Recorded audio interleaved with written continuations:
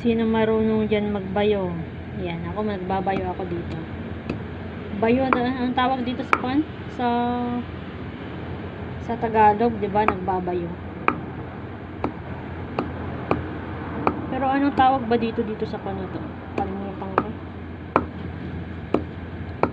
Ayan, itong binabayo ko, guys, ay paminta. Para hindi na ako mahirapan ikot-ikot. Binayo ko na lang para madali. Ayan, bayo-bayo lang, guys. Sinong marunong magbayo dyan? Siyempre na wala tayo, marunong tayong magbayo.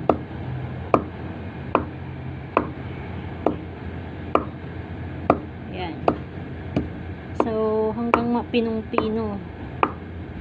Pinong-pino talaga yung pagbabayo natin.